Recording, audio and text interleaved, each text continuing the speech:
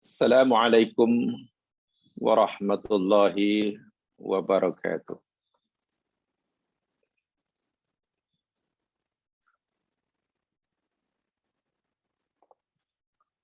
Alhamdulillahilladzi an'amana bi ni'matil iman wal islam. Wa faddalana ala sairil anam. Salatu wassalamu ala ashrafil anbiya Muhammadin alaihi salatu wassalam wa ala alihi wa ashabihi wa atba'ihi ila yaumil qiyam.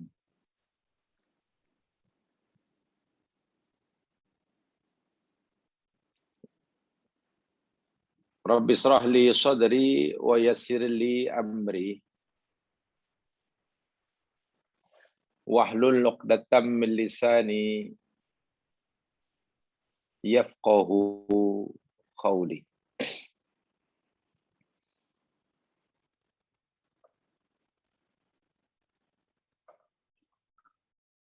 Allahumma inna na'udzubika min zawali ni'matik wa tahawuli afiyatik wa fujaati niqmatik wa jami'i sakhatik.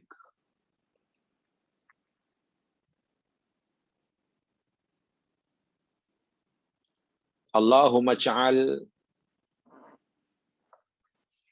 khaira a'malina khawatimaha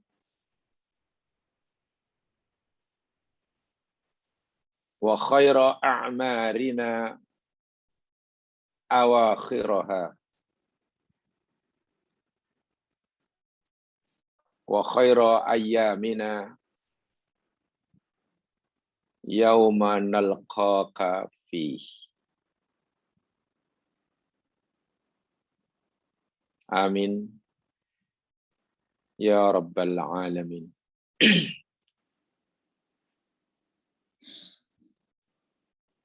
Muslimin, muslimat rahimakumullah. Ikhwati wa akhwati fillah. Mudah-mudahan semuanya sentiasa di bawah naungan Allah pagi hari ini. Mudah-mudahan peruntukan masa, tenaga, dan nikmat yang Allah anugerahkan kepada kita yang kita manfaatkan saat ini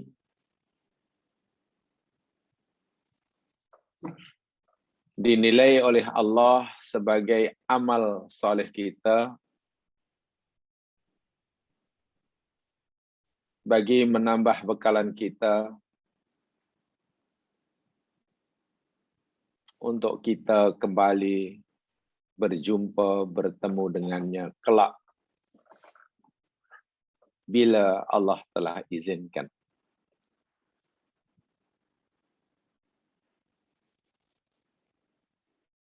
Kita yakin samping terus berdoa,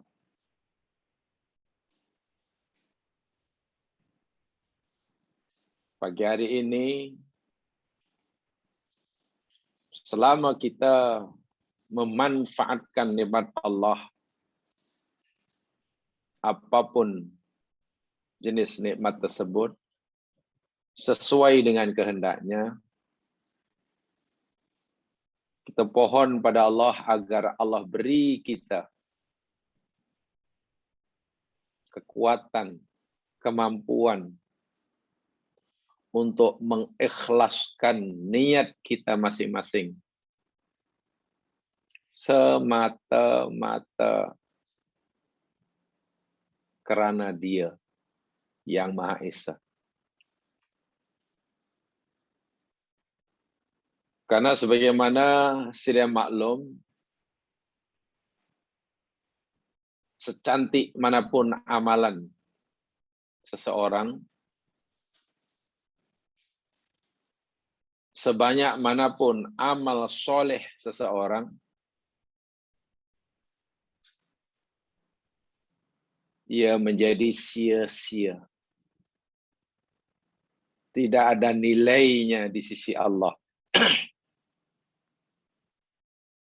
Jika tidak dilakukannya dengan ikhlas lillahi ta'ala.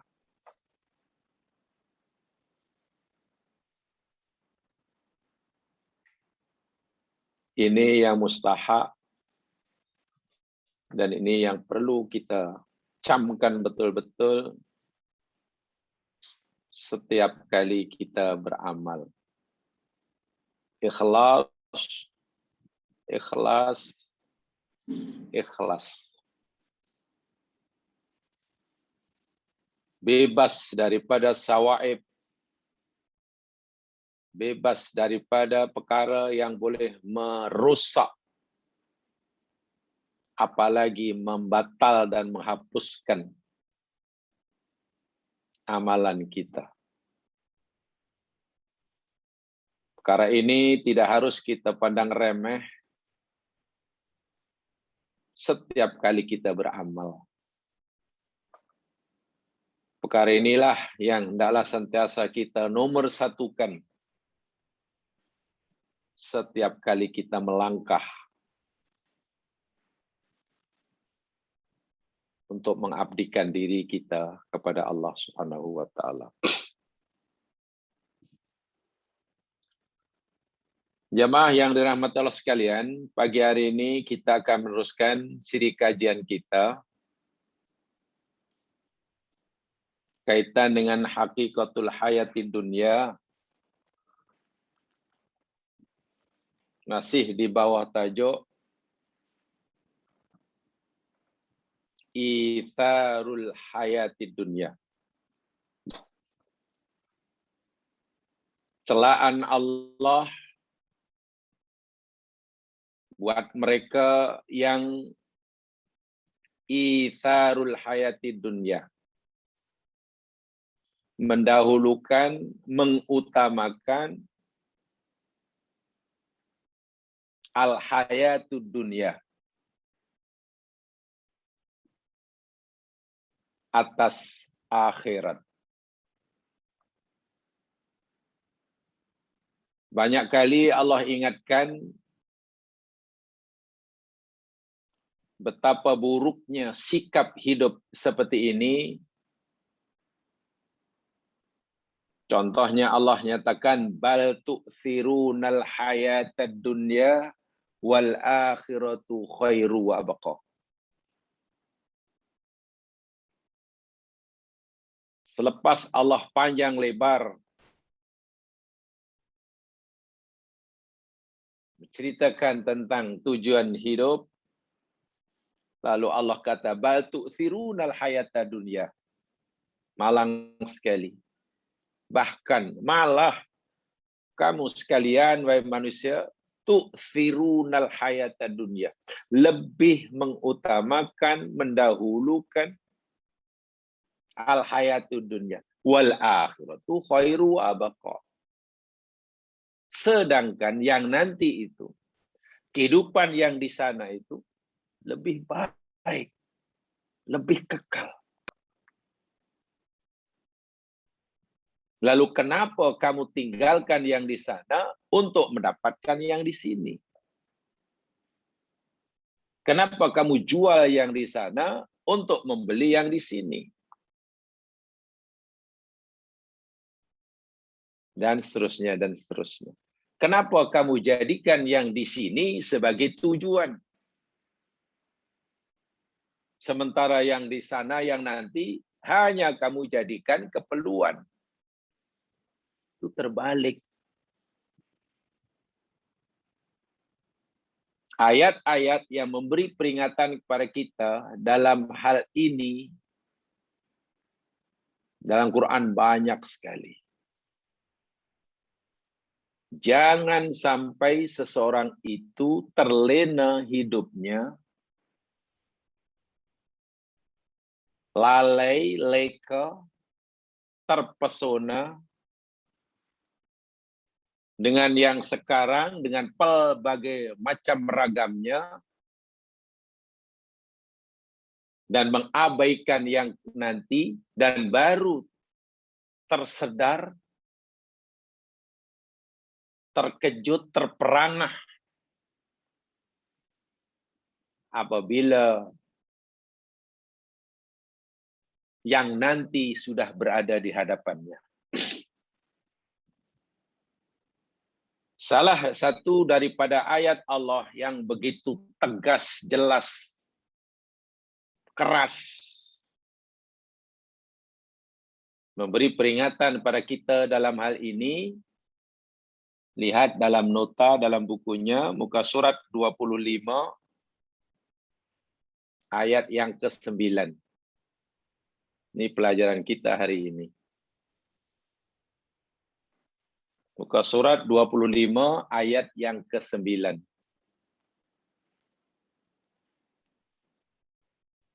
Yang tidak punya nota buku, lihat surah At-Takatsur. Surah At-Takatsur.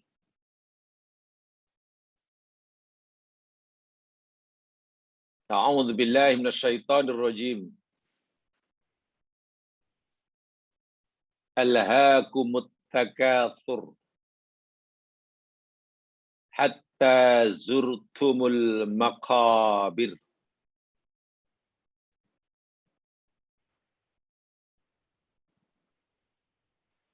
Alhaakum at-takatsur. Alhaakum telah menjadikan kamu dalam lahwun. Alhayul hi itu daripada kalimat lahwun. Ikut af'ala yuf'ilu. Telah menjadikan kamu, telah membuat kamu, hidup kamu ini dalam lahwun. Kamu terperangkap dalam lahwun.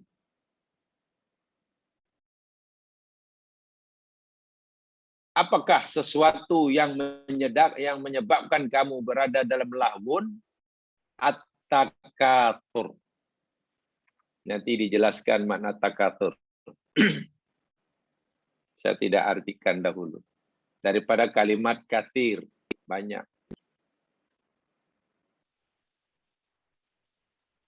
Kamu terlena, terpedaya dalam masa yang sangat panjang. Dan kamu baru sadar hatta zurtum al-maqabir. Subhanallah. Begitu lama kamu terpesona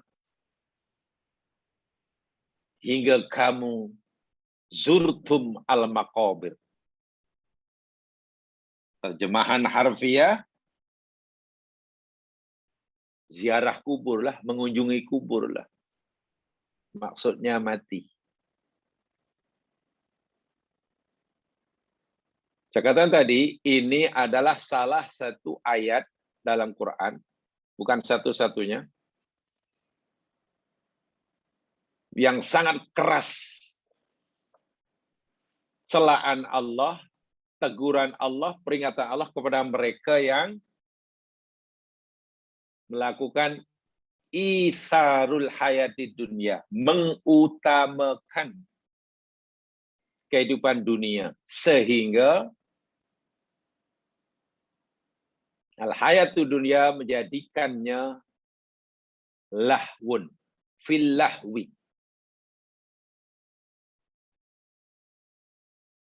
Ya mas sekalian, sedikit sebagai pengetahuan, untuk menambah sedikit pengetahuan tentang ulumut tafsir.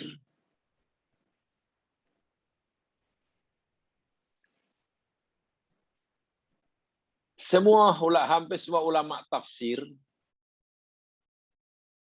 yang terkenal meyakini bahwa ayat ini yakni ayat atau surah Makkiyah,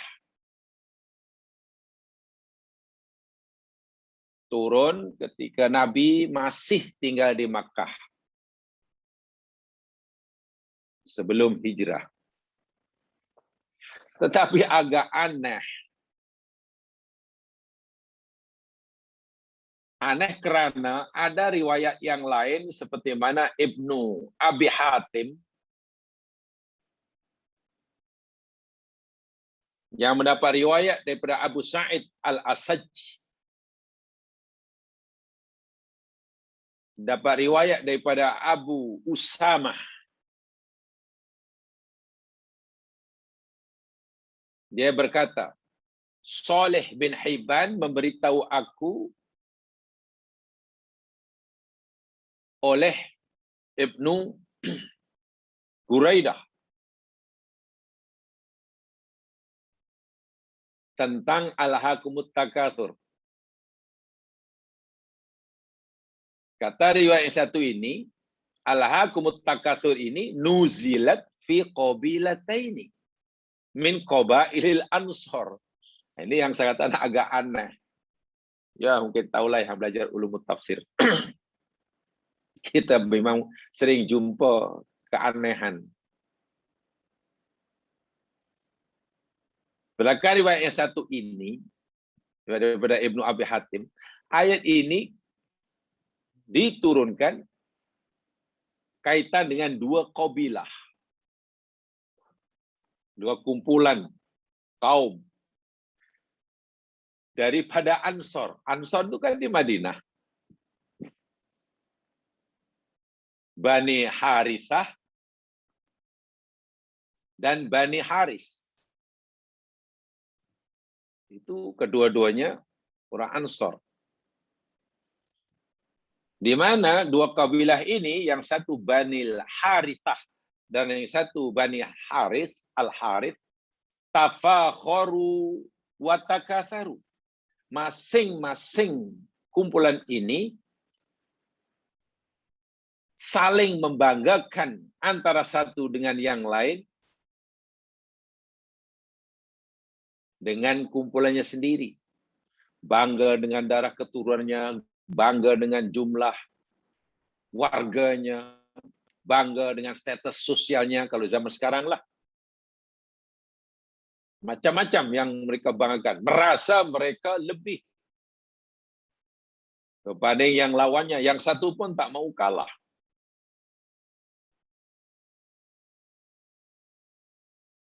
Lalu berkatalah seorang daripada dua kumpulan ini, Bani Al-Harithah, Bani Harithah dan Bani Al-Harith, fikum mitlu fulan bin fulan wa fulan. Nih, bersama kamu ni apa nih? Ada orang macam itu pula. Tengok orang-orang dari kumpulan kami. Sudah saling menghina. Tengok orang-orang yang jadi keluarga kami, yang jadi kumpulan kami, suku kami. Orangnya hebat-hebat. Dari aspek mana pun hebat. Beza dengan ni orang-orang daripada kumpulan kamu. Yang satu pun tak mau kalah. Begitulah. Tafakharu bil ahya. Mereka membanggakan kumpulan mereka yang masih hidup. Tengok. Yang satu tak mau kalah. Bukan sekadar membanggakan kumpulan mereka yang masih hidup, tapi juga membanggakan orang-orang daripada mereka yang dah meninggal. Yang mereka banggakan macam-macam. Kekayaannya, kehebatannya, kekuasaannya, darah keturunannya. Ya, kalau dalam bahasa sekarang itulah status sosialnya.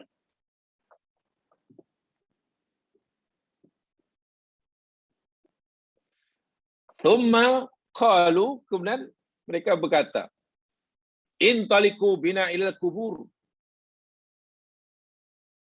Lalu, tak apalah, kalau itu mari kita pergi ke kubur. kita pergi ke tanah kubur. Faja'alat ihdat ta'ifatain taqulu fikum mithlu fulan. Setelah sampai kubur, dua kumpulan ini, kumpulan yang satu berkata yang lainnya, fikum mithlu fulan nih. Orang yang ada bersama kamu nih, macam fulan, sambil menunjuk orang yang dah mati dalam kubur.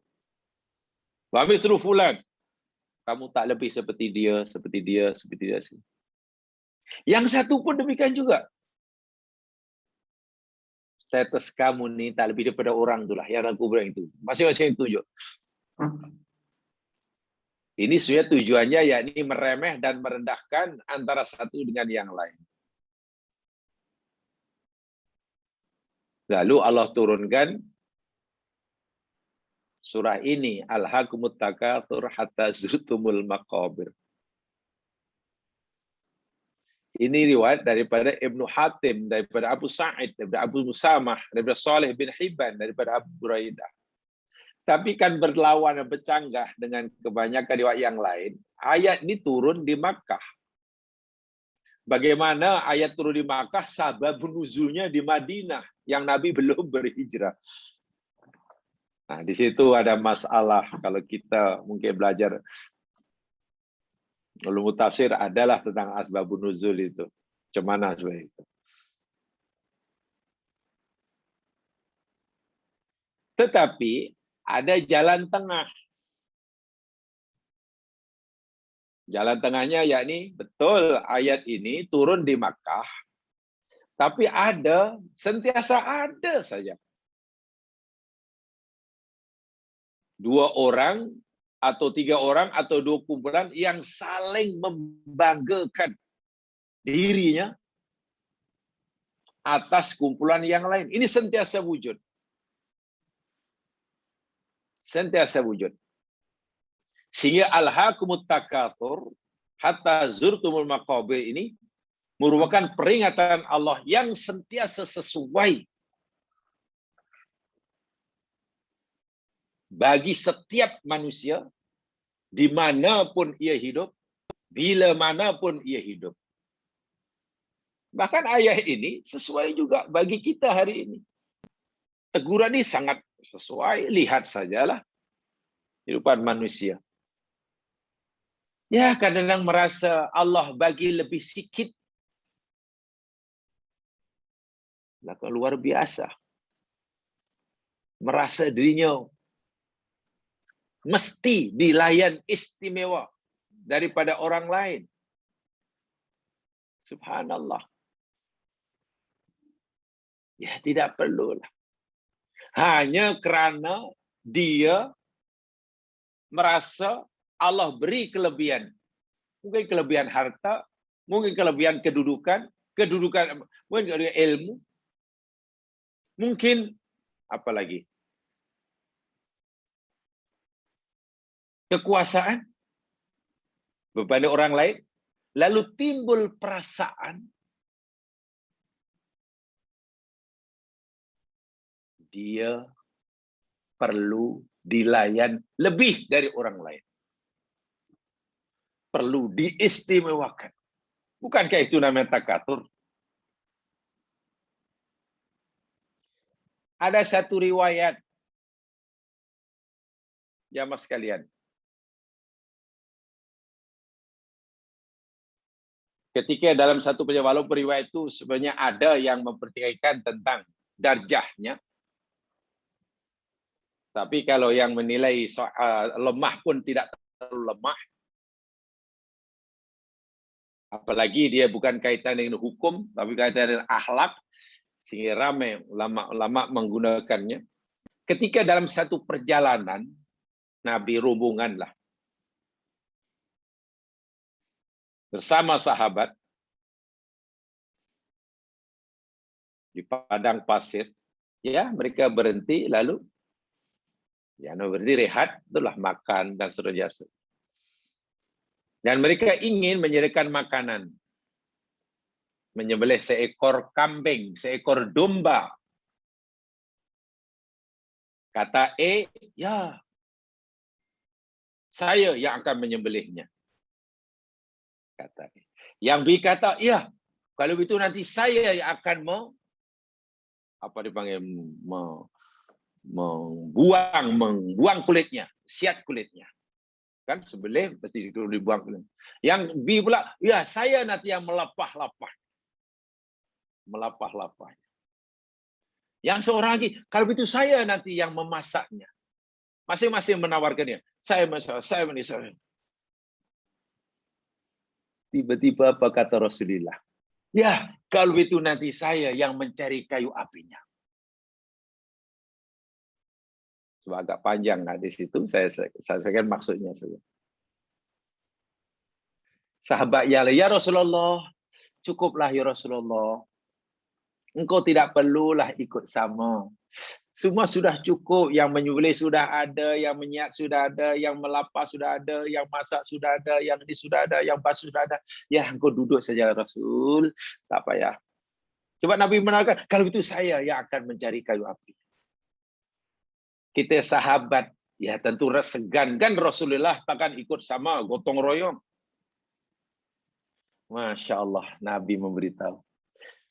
Iya, saya akan mencerukan ini karena aku tidak suka ada di antara kita yang merasa diistimewakan. Lebih kurang maksudnya seperti itu. Nabi tidak suka, walaupun Nabi ketua, Rasulullah di tengah-tengah umatnya, bila mereka hendak melakukan kerja untuk kepentingan bersama, kan makan itu kepentingan bersama. Nabi tak mau hanya duduk tengok sahaja. Merasa seakan orang yang diistimewakan. Nabi tak nak. Nabi ikut sama. Sehingga Nabi pernah berkata, akul kama yakulul abad. Ya, aku makan seperti mana seorang hamba makan. Bukankah kalaulah takatur itu dibenarkan, membanggakan diri karena kedudukannya, karena jawatannya, karena kekuasaannya, kalaulah itu dibenarkan oleh Allah, Rasulullah lah paling patut, paling layak untuk melakukannya. Nabi, oh tidak. Tak apa. Nanti aku yang bertanggung jawab mencari kayu apinya. Coba, mampu kita mempraktikkan sunnah seperti ini sekarang ini? Sudah dipraktikkan ke sunnah ini untuk menghilangkan, untuk mengelakkan kita daripada teguran Allah alhaakumut takatsur? Bukankah bila kata udah ada gotong royong, kadang ada yang begitu rajin sekali, masya Allah, dengan bersihkan longkang dengan basah ini pakai ini, paling rajin, tapi nanti makanannya paling kurang. Sementara ada yang hanya duduk teman-teman sambil tengok sambil apa ya ada begitu? Ya, kenapa ya kena pelajari sirah Nabi? Nabi tidak mau. Wahal apa yang kekurangan yang ada pada Nabi? Kalau dari segi kebanggaan yang satu yang boleh dibanggakan, segala-galanya. Dia Rasulullah, dia ketua, semua orang patuh, ucapannya didengar orang. Nabi kata, kerana yang menyembelih sudah ada, yang melapar sudah ada, yang masak sudah ada, yang kalau begitu, saya yang akan mencari kayunya. Aduh, subhanallah. Sehingga kalau kita gambarkan, kita bayangkan gotong royong yang dikatakan oleh Nabi dan sahabatnya saat itu. Kalau kita boleh bayangkan, kita boleh tahu bezakan mana yang Nabi, mana ketua, mana serupa, ya pakaian sama, semuanya bekerja. Tidak ada yang ingin, yang mau dilayan lebih daripada orang lain. Istimewa. Semua yang telah dia. Mentang-mentang karena merasa dia orang hebat. Ini bukan sunnah Nabi. Bukan sunnah Nabi. Saya mengikuti pendapatnya ini. Ayat ini sungguh pun turun di Makkah. Ayat Makkiyah. Ayat ini walaupun riwayat mengatakan sebab turunnya yakni berkaitan dengan dua sahabat Ansor, dua golongan Ansor tadi.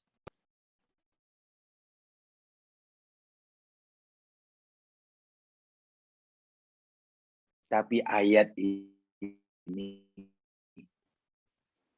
teguran Allah yang sangat keras bila masa di mana sahaja, lebih-lebih pada zaman kita hari ini.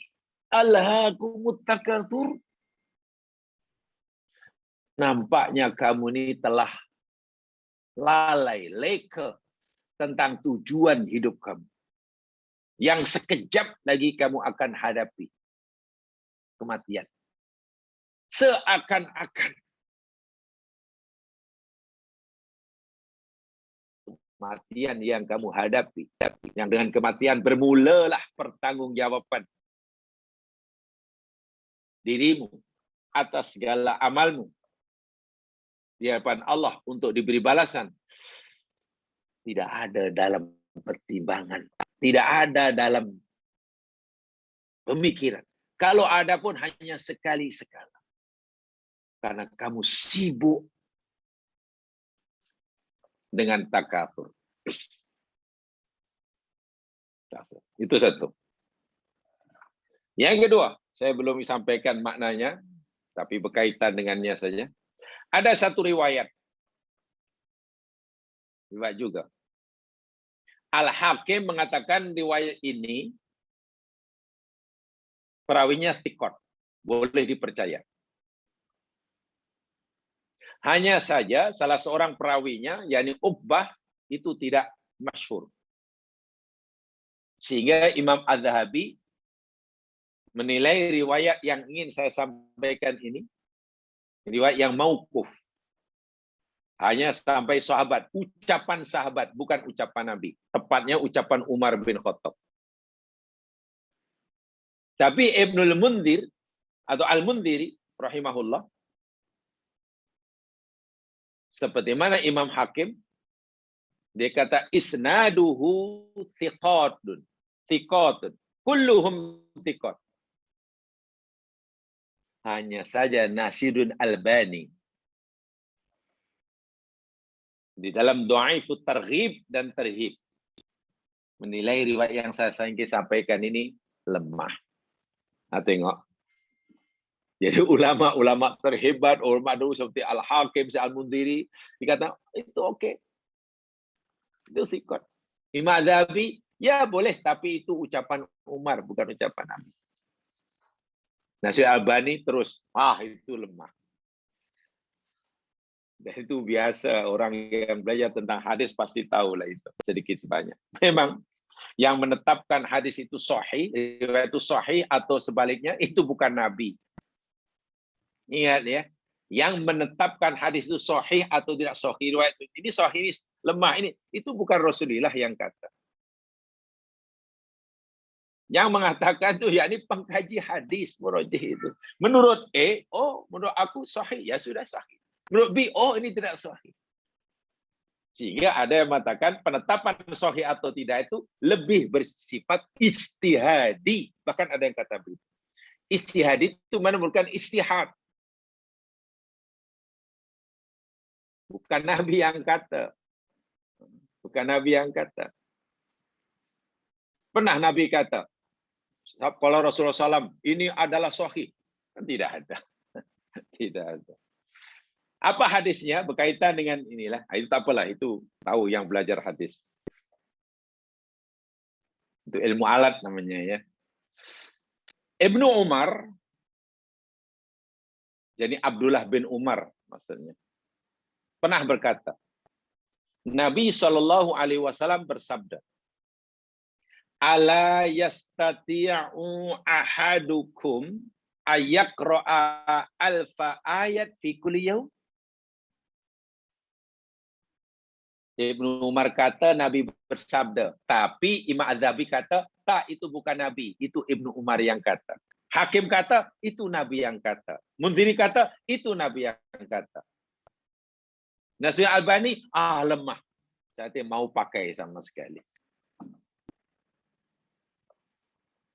Apa kata Nabi?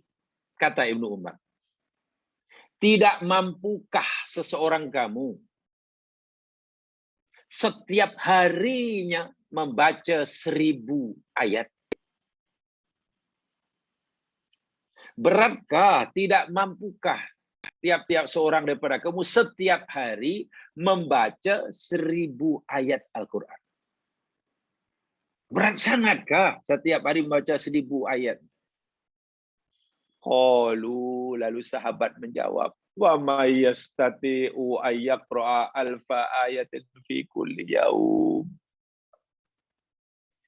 Ya Rasulullah, siapalah yang mampu daripada kami membaca 1000 ayat setiap hari? Ada ke yang mampu? Berat kalau mampu pun mungkin sehari dua, lepas itu tak mampu. Selang-seli nampaknya. Banyak ya Rasul, 1000 ayat tiap hari. Lalu apa jawab Nabi? Amma yastati'u ahadukum ayyaqra'a alhaakumut takatsur hatta zurtumul maqabir. Kalla sampai hingga akhir. Tidak mampukah seorang kamu? Berat sangatkah setiap harinya baca alhaakumut takatsur hatta zurtumul maqabir? Maknanya apa? Berdasarkan hadis Fadailul A'mal ini, fadilat membaca surah Al-Hakumut Takatsur, fadilatnya ya, menyamai membaca 1000 ayat. Tapi lagi tadi sudah sampaikan ya kedudukan riwayat ini. Imam Hakim, Imam Mundhiri mengatakan thiqat, kuat sangat. Imam Adzabi kata mauquf, bukan sabda Nabi tapi ucapan sahabat Ibnu Umar. Boleh diterima lah. Tanya Nasir Albani, aku tidak mau terima. Itu lemah. Tengok, fadilat dia. Menyamai 1000 ayat. Banyak tu. Ya, tentang Qul huwallahu ahad, macam Qul huwallahu ahad sekali 10 juzuk itulah. Itu nama fadilat ya, fadail. Kenapa begitu besar fadilahnya? Ya, karena ayat ini tak sadari dari sekian banyak ayat Allah yang merupakan teguran tegas, jelas, keras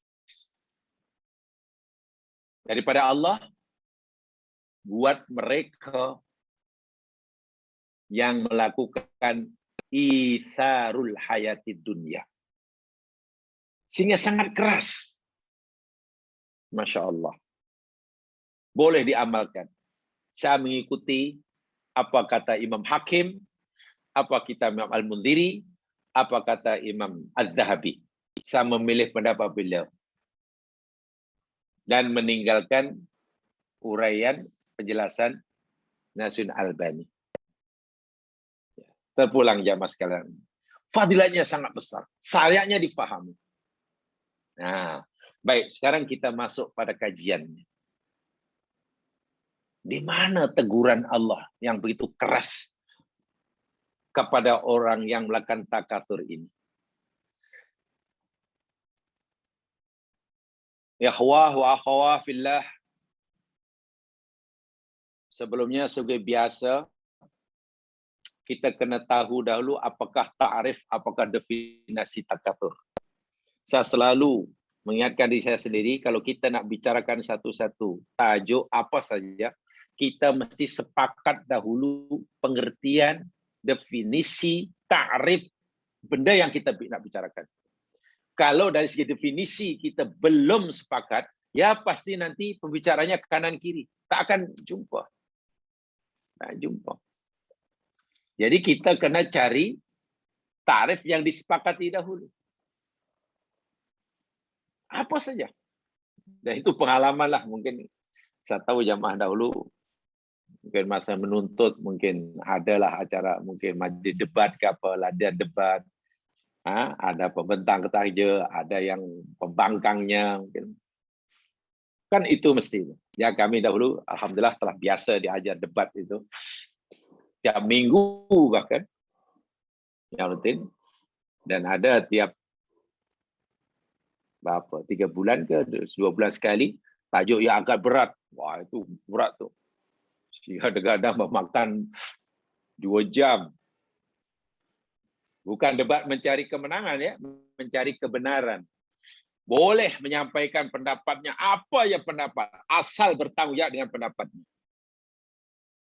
Kan ada nanti moderatornya, ada pengawasnya, ada pensarah yang menilainya. Bahkan saya masih ingat, lalu saya pikir-pikir, apalah gunanya dulu. Kami pernah berdebat jauh sana. Anda tentang ekonomi waktu itu.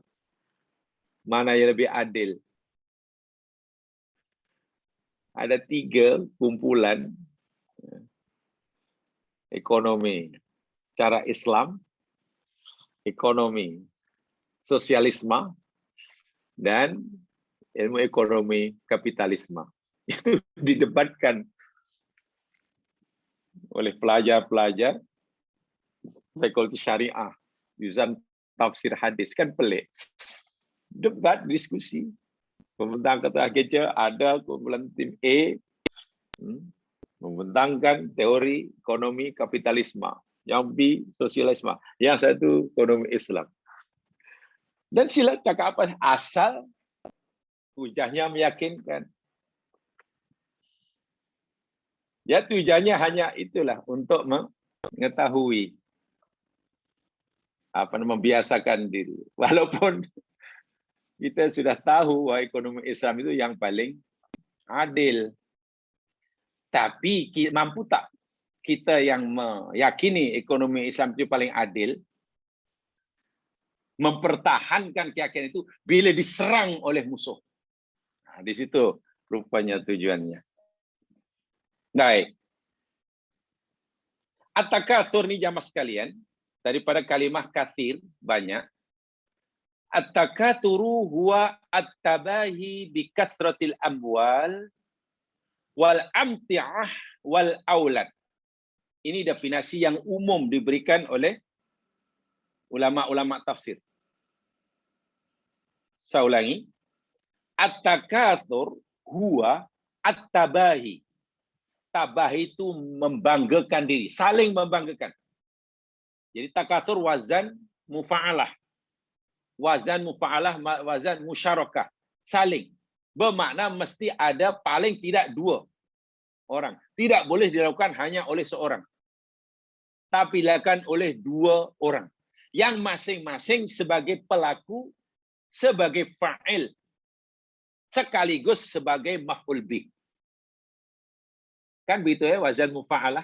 Yang belajar sorof tahu. Tadoroba, saling memukul. A dan Ali. Ya, A itu pemukul, Ali pun pemukul, A kena pukul, sebab saling. Jadi tabahi saling membanggakan, bikathratil mal, dengan banyaknya harta, wal amti'ah, dan harta benda. Apa amti'ah itu apa sajalah. Duit ke, rumah ke, tanah ke, kendaraan ke, jawatan ke, ilmu, wal aulad, dan keturunan, keluarga. Dan juga wattafakhur bil qabail, saling membanggakan dengan suku dan bangsanya. Wa'iyadzubillah. Membanggakan suku. Mentang-mentang dia suku A, banyak lebih baik dari suku dia. Di Malaysia ada Melayu, ada Cina, ada India, kata Allah. Dan Melayu pula ada keturunan, ada Melayu Banjar, Melayu Jawa, Melayu Fatani, Melayu Minang, Melayu Bugis. Masing-masing merasa, nih, Melayu. Ada yang Melayu asli. Melayu asli. Awak ni Melayu celup. Sebab awak bukan Melayu orang asli. Yang Bugis membangga dengan kebugisannya. Yang Melayu berdarah Banjar bangga dengan kebanjarannya. Yang Melayu Fatani bangga dengan kefataniannya. Sehingga cenderung meremehkan yang lain. Wa'iyadzubillah. Ini takatsur. Termasuk takatsur. Takatsur juga talabur rajuli ayyakuna aktsar min ghairihi. Berusahanya seseorang mencari bagi mendapatkan terbanyak berbanding yang lainnya. Apa saja? Kalau harta yang paling banyak, kalau kedudukan yang paling tinggi, kalau kuasa nomor 1, berebut, kalau apa sajalah. Pengaruh yang paling perebutan untuk menjadi orang nomor 1 dalam kedudukan serta sosialnya, nomor 1 dalam kekayaannya, nomor 1 dalam pengaruhnya, sehingga lupa yang esok lusa itu akan mati.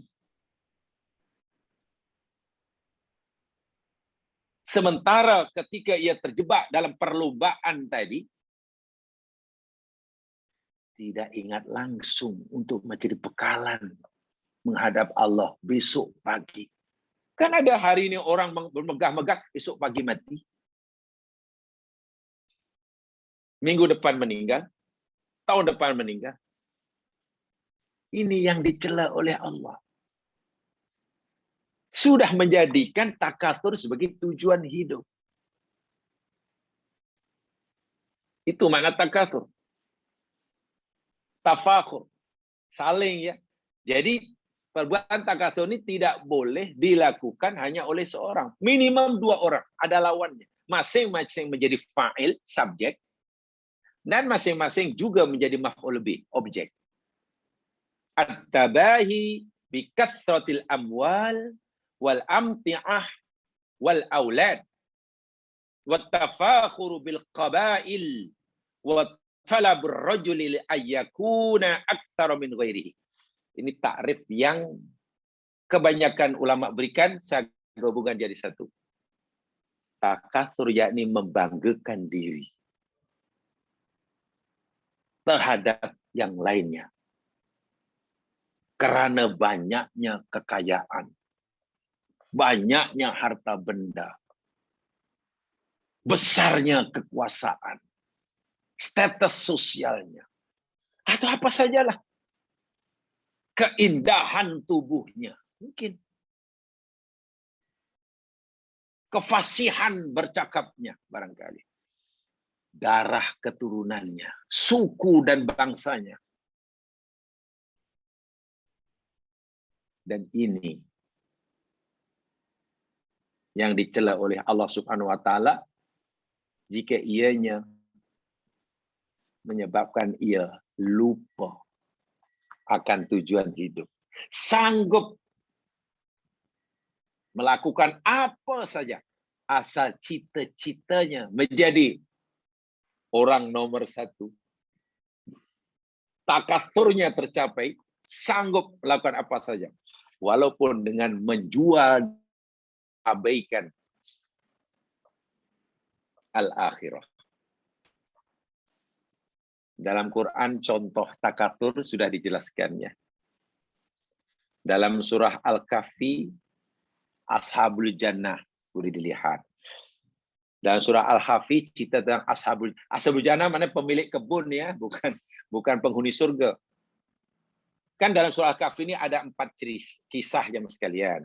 Tolong hayati betul-betul. Ulang baca banyak kali tidak mengapa dan faham betul. Dalam Ashabul Kahfi ini ada 4 kisah. Sekaligus 4 fitnah manusia. 1 kisah Ashabul Kahfi. Itu fitnah agama. Kan dikejar-kejar karena memeluk agama tauhid. Betul ya? 2 yakni fitnah harta Ashabul Jannah. Pemilik kebun yang kaya raya itulah, membanggakan kekayaannya kepada saudaranya yang miskin itulah. Wa kana lahu tamar. Ya, dia punya banyak harta benda, buah-buahan.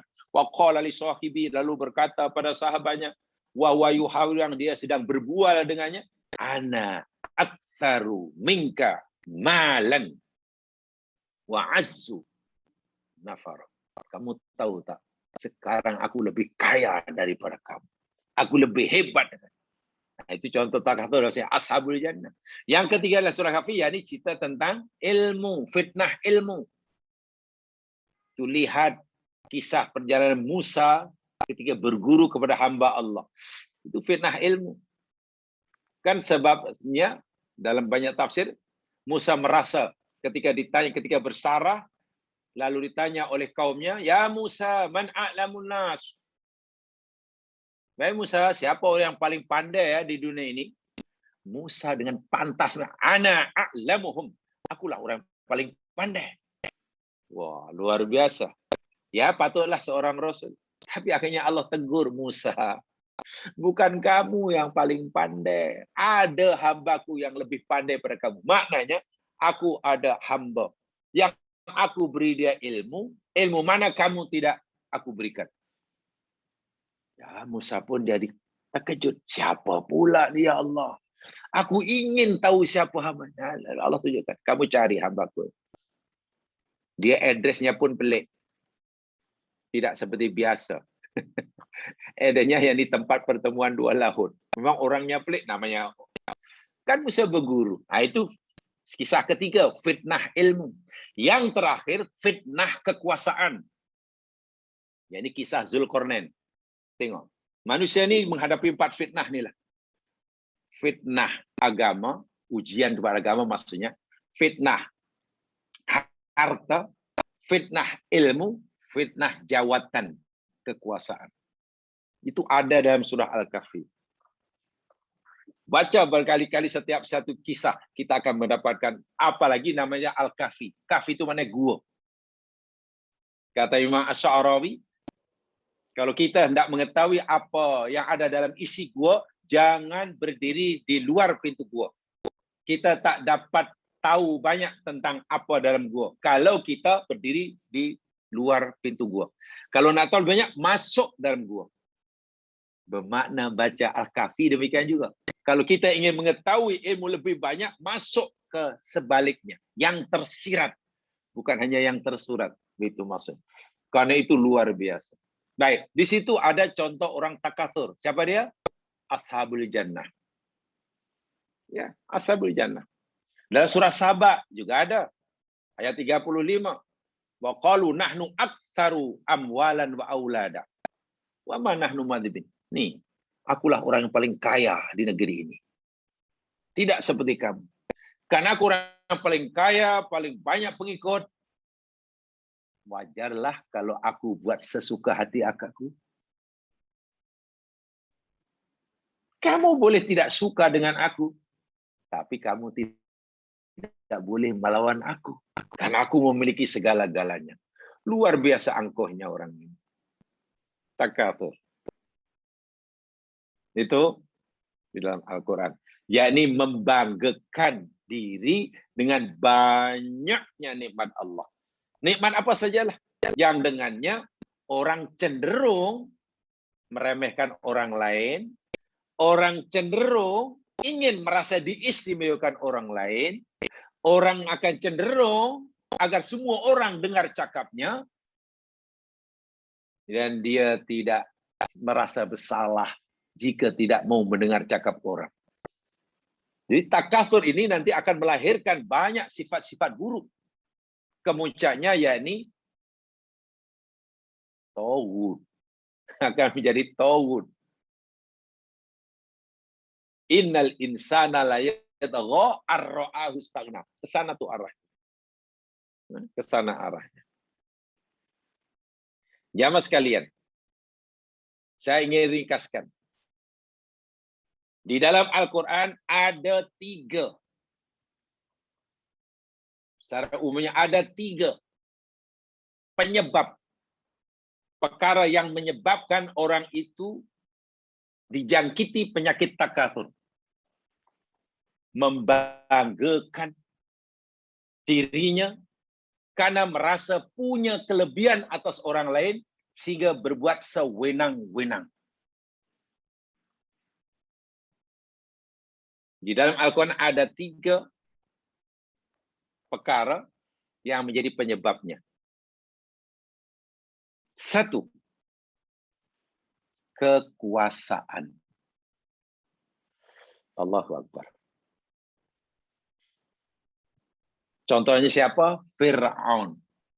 Lihat sajalah dalam surah Al-Qasas atau dalam surah yang lain ada itu banyak. Surah Al-Qasas khasnya. Baca sendiri nanti ya, surah Al-Qasas. Fir'aun. Dia membanggakan kekuasaannya dirinya. Sehingga berbuat sewenang-wenang. Itu puncanya. Takatsur. Kamu tahu tak, wahai orang Mesir, siapa yang memastikan sungai Nil berjalan? Aku. Sungai Nil ini terus mengalirkan airnya nih di bawah kekuasaanku. Kamu tahu tak, ada Tuhan selain aku? Tidak ada. Membanggakan dengan kekuasaan. Sebab itu Fir'aun sanggup melakukan apa saja untuk mendapatkan kekuasaan dan mempertahankan kekuasaannya. Walaupun dengan cara yang sangat keji. Dan dengan cara yang merugikan kehidupan akhirat. Sudah pasti. Mengeluarkan peraturan arahan membunuh setiap bayi lelaki berdarah Israel. Itu kan satu contoh usaha Fir'aun macam mana mendapatkan kekuasaan yang mutlak, mempertahankannya. Kan itu sanggup. Jadi akhirat sudah tidak terfikir bagi, tidak perlu Musa. Bahkan kedatangan Musa bagi Fir'aun itu hanya menyusahkan dirinya. Musa, dahulu ketika kamu belum masih di istana, hidup kami senang. Tak ada siapa yang menghalangi cita-citaku. Ini selepas kamu meninggalkan istana 10 tahun balik, malah buat bingung aku. Rimas mendengar dakwah Musa. Karena dia sudah berada dalam lahwun takatsur. Apa yang membuat Fir'aun begitu angkuh bangga? Kekuasaan. Jadi hati-hati kalau kita ada kuasa. Biasanya orang yang punya kuasa ini ada cenderung takatsur. Kalau tidak betul-betul. Bisa dengan Umar lain, Abu Bakar lain, Rasulullah lain, itu murid Rasulullah. Abu Bakar ada kuasa jadi khalifah, Umar ada kuasa jadi khalifah, Utsman, Ali, semua ada kuasa di tangannya. Tapi karena ini murid langsung Rasulullah, mencontohi gurunya. Ali kan jadi khalifah yang luar biasa. Punya kis dengan Yahudi, betul? Ada yang menyatakan baju perang, ada yang mengatakan pedang. Berada di tangan Yahudi. Ali kata, ini baju perang aku. Aku tidak menjualnya dan aku tidak memberikannya. Yahudi kata, tak, ini baju perang aku. Aku perang. Masing-masing mendakwa, ini baju aku, ini baju aku. Ingat, Ali jadi khalifah waktu itu. Lawan kisnya Yahudi, bukan mukmin. Kalau gitu kita jumpa hakim lah. Ya, jumpa hakim yang sangat adil, Suraish namanya. Hakim Suraish kalau juga adili. Ya tentu Ali lah yang pertama kan dia al-mudda'i yang mendakwa. Al-bayinat lil-mudda'i. Keterangan itu wajib dibebankan kepada yang mendakwa. Karena Ali yang mendakwa itu bajunya, ditanya, apa buktinya wahai khalifah? Ya itu baju kamu. Apa buktinya apa? Ya ini baju. Aku tidak pernah menjualnya, aku tidak memberikannya. Apa saksinya? Saksinya ini anak aku. Hakim tidak mau menerima, keluarga jadi saksi. Ali kata, bagaimana engkau tidak menerima Tuan Hakim? Ini pemuda ahli surga. Ini bukan masalah pemuda ahli surga atau tidak. Dalam mahkamah dunia tidak dibenarkan. Karena Ali gagal membuktikan, bukan bukti bahwa itu bajunya. Sekarang di tangan Yahudi, ya sudah Ali kalah. Ali kalah, kis dengan Yahudi. Dan menerima urusan itu. Yahudi kagum. Kalau macam inilah keadilan Islam. Yang gagal menggunakan bukti tetap kalah walaupun hakikatnya ia benar. Memang aku tidak mencuri baju Ali. Aku pun tidak memberikan pemberiannya. Kan ini terjatuh. Ali tak perasan, aku ambil. Maknanya aku tidak mencuri dan aku pun tidak menerima pemberian Ali. Yahudi meluk agama Islam. Yang nak saya sampaikan, kalaulah berhak dan patut layak punya sifat takatsur dengan kekuasaan, Ali waktu itu berhak apa? Gertak sajalah si Yahudi ini. Lagi pula kan Yahudi. Bukan saudara muslimnya. Kenapa susah sangat bawa kisnya ke mahkamah, ke hakimnya, dan hakimnya pula memutuskan khalifah Allah dalam kes dengan Yahudi.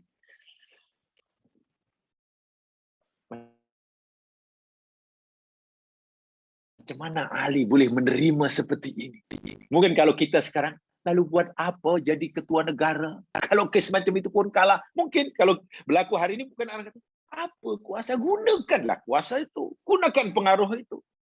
Kan kamu ada pengaruh. Kamu berhak dapat layanan istimewa.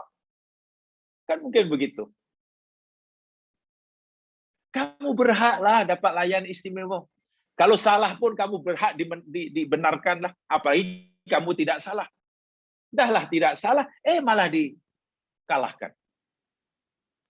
Kenapa kamu tak gunakan? Ini Masya Allah. Bagi saya, ya maklumlah dia murid Nabi. Diajar langsung. Umar demikian juga. Abu Bakar demikian juga. Abu Bakar bukan hanya ada kuasa ya mas kalian. Umar bukan hanya ada kuasa, dia kaya raya. Utsman bukan hanya ada kuasa, kaya raya. Jadi kalau ia ingin takatsur, membanggakan dia merasa lebih daripada orang lain, layaklah dahlah kaya ada kuasa. Tapi Masya Allah, alhaakumut takatsur. Karena takatsur ini akan membuat orang lupa tujuan hidupnya. Itu satu, kekuasaan. Kedua, mal, harta benda. Itu juga faktor yang menyebabkan orang terjebak dalam takatsur. Contohnya Qarun. Baca juga surah Al-Qasas, ada di sana. Qarun. Tengok. Kan merasa ingin dilebihkan di mana-mana.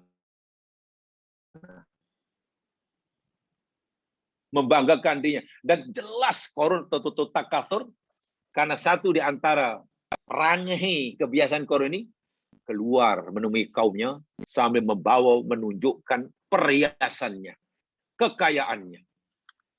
Si ramai daripada kaumnya Bani Israel yang imannya lemah terpesona. Kalaulah aku punya yang macam Qarun ada, rasanya seronok. Kalau tak punya banyak pun, dapat sikit pun jadilah. Qarun. Diingatkan oleh kaumnya Qarun, ahsin kama ahsanallahu alaik. Karena Allah telah berbuat baik pada kamu Qarun, Allah bagi kamu macam-macam, maka berbuat kebaikanlah kamu pada orang lain. Allah dah bagi kamu macam-macam. Apa salahnya kamu pun berkongsilah nikmat Allah pada orang lain. La tafrah. Janganlah kamu membanggakan diri Qarun. Allah tak suka. Nasihat yang baik ini, apa jawab Qarun? Innama utitu ala ilmin indi. Kamu tak payah nasihati aku lah. Aku tak perlu nasihat kamu, tak perlu ceramah kamu. Aku dapat kekayaan semua ini karena ala ilmin indi. Karena aku pandai. Aku berhak. Aku berhak menikmati dan aku berhak menunjukkan di atas kamu yang susah. Itu takatsur. Adakah Qarun ingat akan Allah? Walhal waktu hidup sezaman dengan Nabi Musa. Bagaimana orang hidup sezaman dengan Nabi?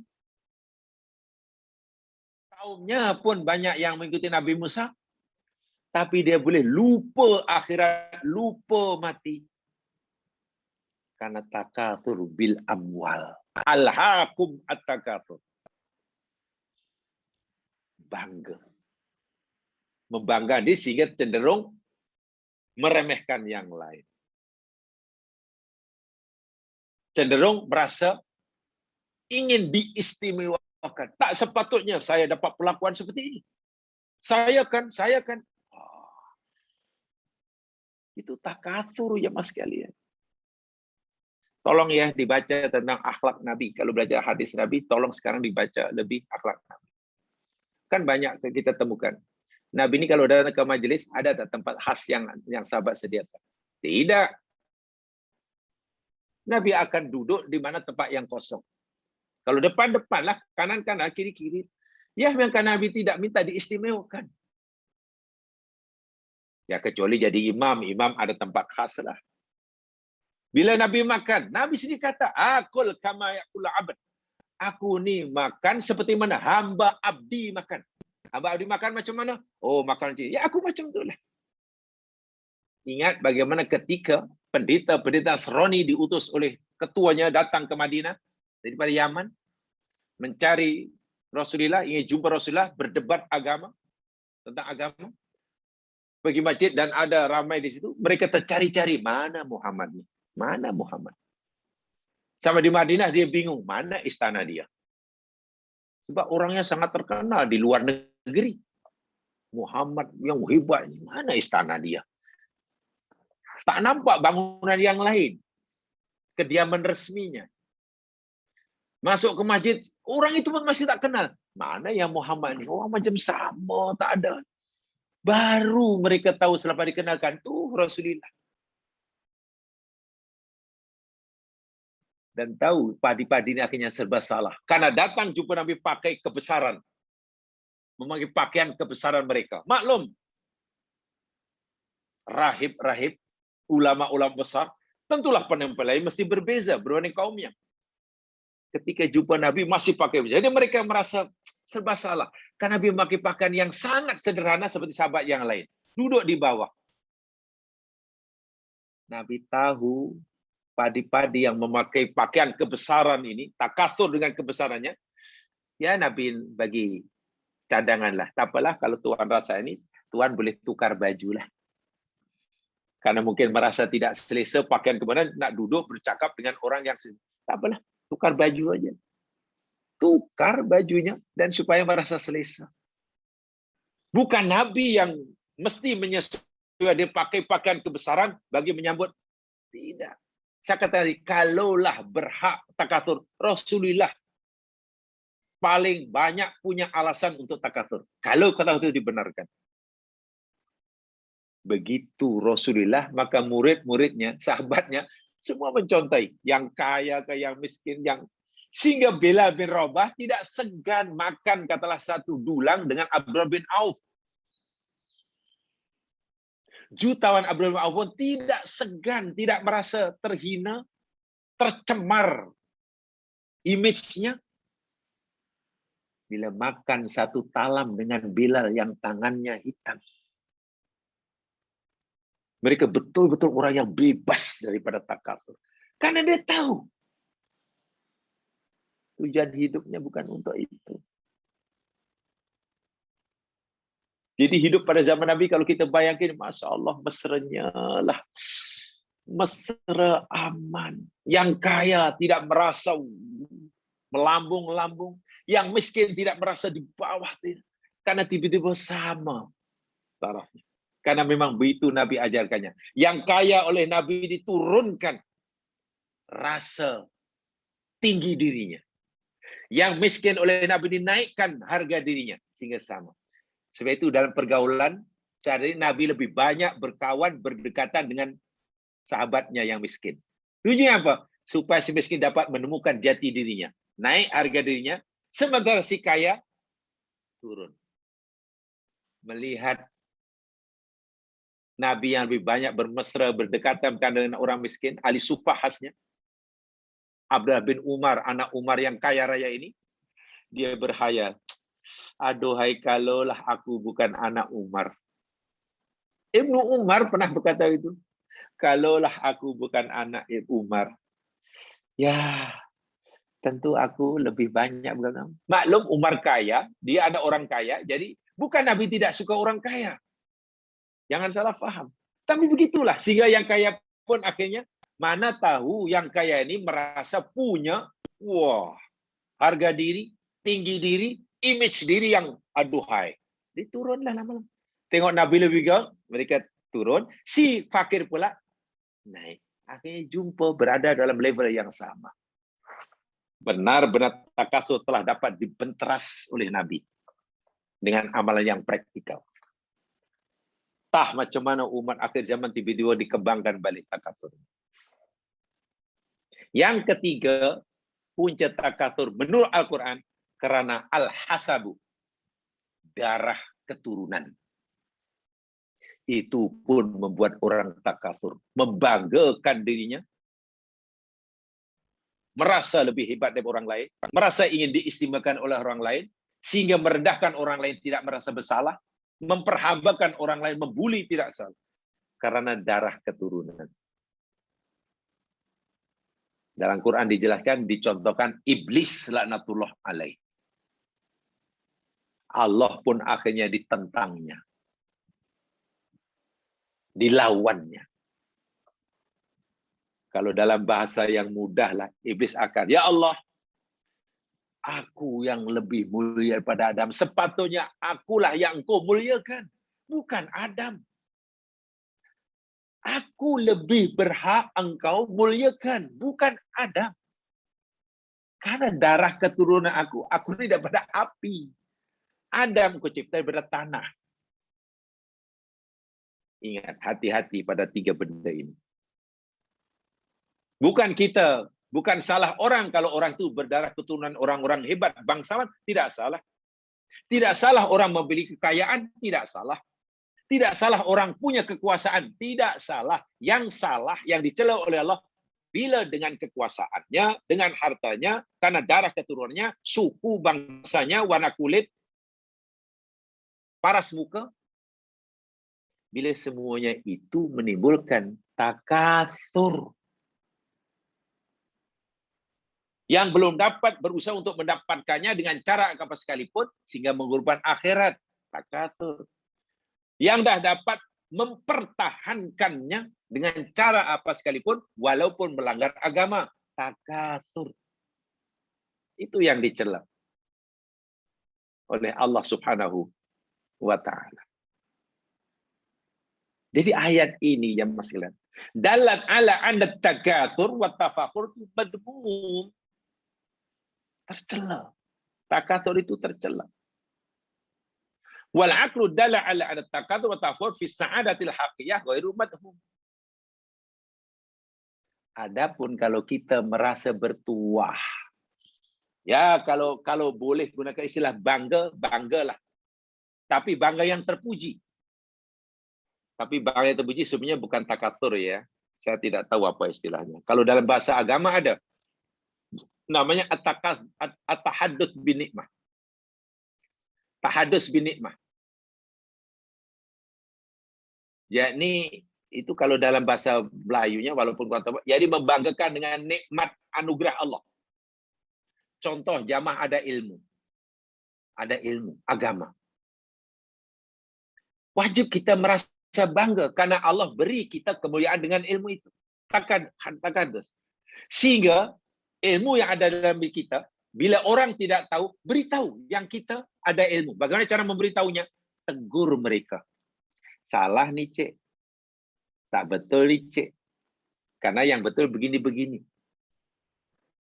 Jangan diam. Jangan, saya tak boleh saya berkata, nanti kalau kita ingat kita sombong. Oh, tidak boleh. Tahadus. Binikmah. Itu disuruh. Wa amma binikmati rabbika fahadith. Disuruh. Kita oleh Allah Subhanahu wa taala diberi akhlak yang mulia. Akhlak mulia itu nikmat Allah. Ya kita tekan tahadus. Bagaimana? Bangga dengan akhlak itu. Menjaga akhlak walaupun di tengah-tengah masyarakat orang sini yang rusak akhlaknya. Jangan terikut-ikut. Jangan terikut-ikut. Itu namanya tahadus. Apa nanti kalau orang kata, iya apalah awak ni. Kita kena bersosial lah. Menghargailah, segan tu. Tak boleh. Minta maaf lah. Saya tidak boleh. Ya. Itu namanya takadzur nikmah. Kita bangga karena kita tidak mengikuti akhlak yang salah. Kita tetap berani menjaga akhlak yang betul. Bukan hanyut. Dengan alasan, yalah kalau kita ikut-ikut nanti dengan kita akan menyakiti hati mereka. Kan biasanya begitu kan. Kalau saya tidak tunaikan hajat dia, takut nanti kecil hati dia. Takut kecil hati, walaupun memanglah tak boleh. Tak apalah, sebab membuat orang kecil hati itu pun dosa juga. Dari mana dalilnya? Kalau kita mengikuti kehendak orang yang salah, yang dosa, dia gembira. Kalau kita tidak melayaninya, dia kecil hati, apa kita berdosa? Oh ya dosalah sebab kita buat dia kecil hati. Bukankah idkhalus surur fi qalbi mukmin itu ibadah? Memasukkan kegembiraan pada hati orang mukmin itu ibadah? Itu sudah salah dalil. Dia kata asal menyenangkan kawan ya ibadah, walaupun dengan menyenangkan cara yang salah. Membuat kawan kecil hati pasti berdosa, walaupun dia kecil hati itu karena kita tidak ikut kemauannya yang dosa. Bukan begitu menggunakan dalil ya. Itu kita tidak bangga dengan nikmat Allah. Membangga nikmat Allah itu jaga. Itulah. Bila Allah sudah bagi kita ilmu, jaga ilmu itu. Amalkan. Di mana saja, dalam keadaan apapun. Itu yang si maksud tahadus minah. Kalau katakan bangga itu macam itu. Kalau kita sudah berakhlak mulia yang betul, jaga akhlak itu. Walaupun kita berada di tengah-tengah orang yang bejat akhlak dan moralnya. Itu yang wa amma binikmati rabbika fahadits. Itu bukan takatur tuh ya namanya. Itu bukan takatur. Baik. Nah, sambungan ayat tadi alhaakumut takatur hatta zurtum al-maqabir. Allahu akbar. Ya mas sekalian, kalaulah takatur ini ibaratnya competition, perlombaan, pertandingan, kompetisi, larilah kata. Kan takatur itu mufa'alah ya. Wazan mufa'alah maknanya musyarakah. Tidak boleh dilakukan oleh seorang. Minimum 2 orang. Betul kan? Jadi minimum 2 orang. Kalaulah ibarat takatur ini katalah lomba lari lah. Lari apa ya? Ya lomba lari lah, jarak jauh lah. Lomba lari jarak jauh. Maraton lah, maraton. Sejauh manapun jarak lomba maraton, pasti ada limit dia. Ada finish dia. 5 km, 10 km. Ada kan? 40 km, pasti ada lah. Pasti ada lah penamatnya. Oh, mari kita lomba, lawan lomba. Siapa juara? Berapa kilometer? 10 km. Ada. 100 meter. Ada. Tak ada. Tak apalah, you lomba lah. Berapa lama? Lomba lah. Nanti yang menang dapat hadiah. Tapi berapa jauhnya? Sampai mati. Coba, mana ada? Mana orang mau berlomba lari hingga mati dan yang menang nanti dapat hadiah? Siapa yang menang? Jadi ibarat lomba lari, takatsur itu lomba lari yang tidak ada limit dia. Bayangkan. Orang yang sudah dijangkiti penyakit takatsur, itu dia akan terus berada dalam perlombaan. Karena tidak mau menjadi orang kedua, orang ketiga. Dia ingin menjadi yang teratas. Kalau kuasa paling kuasa, kalau kaya paling kaya, kalau macam-macam lah. Dan itu memang yang dinyatakan oleh Rasul Sallallahu Alaihi Wasallam. Ya, Nabi memberitahu kita itu dalam hadis Bukhari Muslim, Imam Ahmad meriwayatkan juga daripada Anas bin Malik, yahrumu bnu Adam wa tabqa min husnatan. Anak Adam ini makin bertambah usia, makin tua, makin tua, makin tua. Fizikalnya makin tua, makin lemah, makin lemah, makin lemah. Bilangan umurnya bertambah 40, 50, 60, 70, 80. Semua makin tua, makin tua, makin tua. Tapi watab komisnan. Ada dua perkara yang tak pernah jadi tua. Dalam diri anak Adam ada dua benda yang tak pernah tua. Sentiasa muda, sentiasa bersemangat. Apa dia? Al-hirsu wal amal. Di dalam ayat yang dalam matan yang lain, hubbud dunya dan tulul amal. Cinta dunia dan panjang angan-angan. Dua perkara ini sentiasa muda. Walaupun umur sudah 90 tahun, hubbud dunyanya masih muda. Ada tuh. Tulul amal, panjang angan-angan. Masih, nanti kalau sudah 90 tahun, sudah 80 tahun. Kaki memang sudah tua. Mata memang sudah tua. Tapi yang dua ini tetap muda. Sebab itu ibarat pertandingan, lari, takatur itu yakni pertandingan, competition, yang tidak ada penamatnya. Sebab Allah kata, penamatnya bila? Hatta zurtumul maqabir. Hatta itu kan hadun nihayah ya, dalam bahasa sorofnya. Had akhir. Makna selagi kamu belum zurtum maqabir, mana belum mati, kamu tak akan berhenti takatsur. Jadi orang beri takatsur itu bukan pilihannya, karena terpaksa. Wa'iyadzubillah, kemudubillah.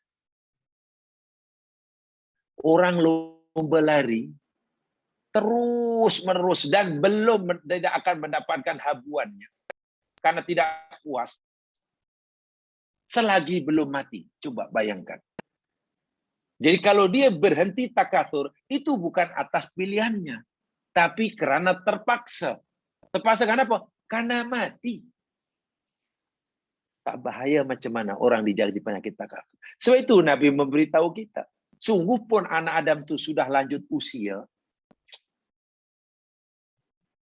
hubbud dunyanya, itaru hadir itu masih muda. Ada aja kita. Masih punya itu. Saya kadang terfikir ya. Ya Allah ya Tuhanku.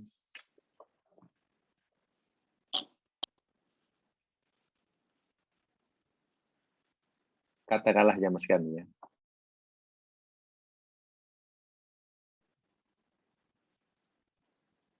Sudah lebih daripada cukup. Sudah lebih daripada cukup. Sangat banyak. Entah bagaimana memperolehnya. Dengan cara yang halal ataupun haram kita tidak tahu. Dimakan oleh anak cucu 6 keturunan pun tidak akan habis ibarat. Senang. Simpanannya pun belum terusir. Umur sudah 87 tahun katakanlah. Haram, dipanggil sudah haram. Saikhun, hari. Tapi ada kadang-kadang. Ya bukan di negeri inilah. Di negeri lain lah. Di negeri mana? Antabrata nama negeri itu. Di negeri Antabrata. Rezeki sudah banyak. Tak tahu macam mana dulu mendapatkan. Umur sudah lanjut. Simpanannya dimakan 7 keturunan pun tak habis. Tapi masih terpaksa katalah menghadapi kis raswah. Tidak pernah kesal jenah raswah. Coba apa agak-agak yang mendorong orang sanggup raswah, sedangkan rezeki yang Allah berikan, yang ada itu pun tak habis dimakan 7 keturunan. Sementara umur sudah lanjut. Coba apa yang mendorongnya? Apa yang penyebabnya? Kalau faktor kesempitan ekonomi, tak mungkin. Kalau karena faktor apa ya? Oh, karena dia ingin nak beli kapal terbang, bukan boleh memandu pun. Dia gayat naik kapal terbang. Oh, kalau untuk beli makanan apa lagi yang nak dibelinya? Yang ada itu pun tak termakan. Oh, karena Rasulullah karena dia ingin nak beli baju banyak. Baju apa lagi? Oh, karena dia nak beli jam tangan yang harganya katalah 10 juta banyak. Bila mau pakai, keluar rumah pun sudah jarang. Coba kalau ada orang seperti itu, tapi masih terlibat jenayah rasuah. Coba apa yang menyebabkannya? Faktor pendorongnya pasti apa kata Rasulullah tadi? Takatsur, hubud dunia, panjang aneh itu tidak pernah. Puaskah dia? Belum puas. Bila ia puas, hatta zurtum al-maqabir. Bila sudah mati. Kesimpulannya, orang yang dijangkiti penyakit takatsur ini tidak akan berhenti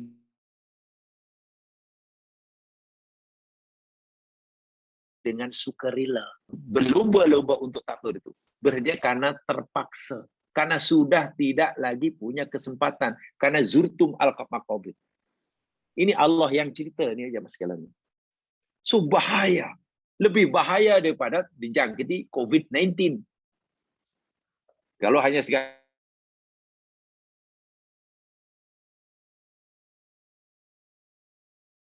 tadi apa namanya dan boleh jadi matinya syahid.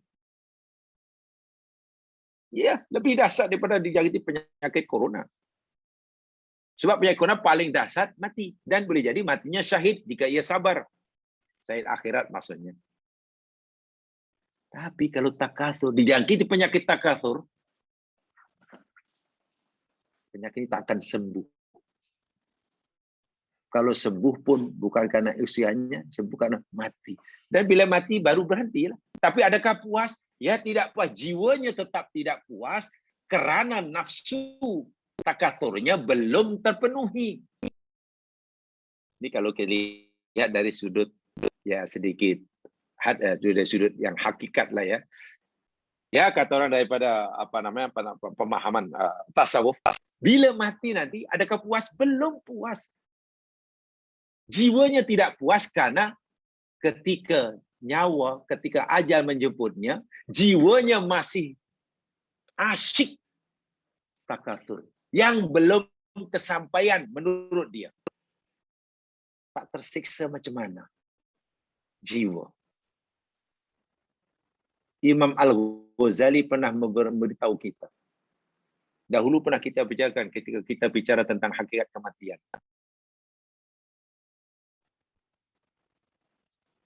Nyawa atau jiwa seseorang akan merasakan sakitnya ketika mati. Hanya karena sehelai bajunya yang belum sempat dipakainya.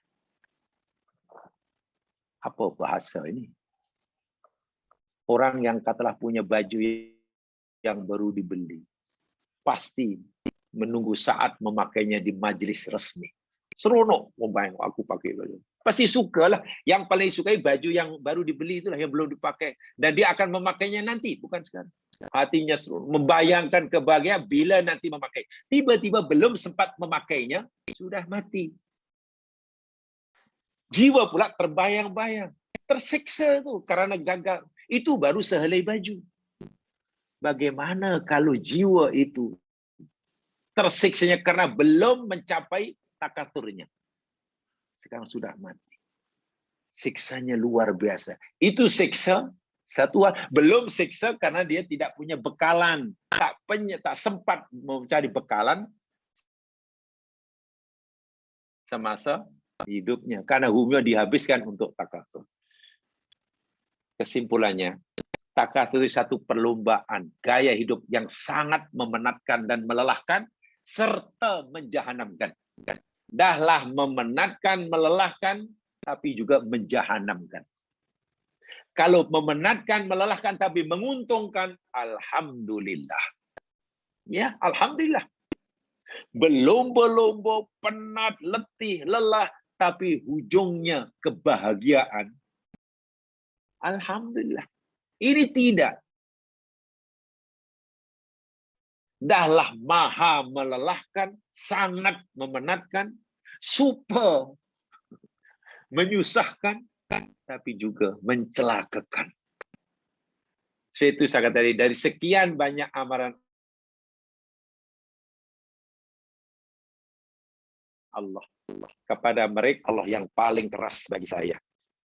Maksud saya bagi kebanyakan ulama tafsir dan saya ikuti dia lah, bukan bagi saya. Terlalu besar itu. Cakap bagi saya minta maaf itu terlalu angkuh. Astagfirullahaladzim. Menurut kebanyakan mufassir yang saya ikuti. Saya ubah. Saya ubah ayatnya. Bukan menurut saya ya. Saya tidak berhak itu. Saya keras sekali. Sebab ibarat perlombaan, pertandingan, lumba lari, sangat penat, sangat jauh dan tak tahu, tak diberitahu di mana berhentinya nanti. Bila berjaya, yang mati ya. Tapi inilah yang sanggup mencari pengaruh dengan cara apa sekalipun. Lupa akan halal haram, lupa akan tujuan hidup. Kenapa ya jadi begitu? Sedangkan belum tentu nanti akan kesampaian. Dan memang tidak mungkin, menurut ayat ini, tidak mungkin orang akan puas dengan takatsur. Tidak mungkin. Hatta zurtumul maqabir itu kan tidak mungkin. Berhenti ketika dia belum mencapai kepuasannya. Kan takatsur ini tidak ada limit dia. Mudah-mudahan amal yang keras pada Allah ini menjadi iktibar bagi kita. Yang benar pada Allah juga, yang silap kelemahan diri sendiri. Itu dengan baca tasbih farah dan surah wal asri. Subhanakallahumma wa bihamdika. Asyhadu an la ilaha illa anta. Astaghfiruka wa atubu ilaik. A'udzu syaitanir rajim wal 'ashr. Innal insana fi khusr. Illa alladziina aamanu wa 'amilus shalihaat wa tawassaw bil haqq wa tawassaw bis sabr. Assalamualaikum warahmatullahi wabarakatuh.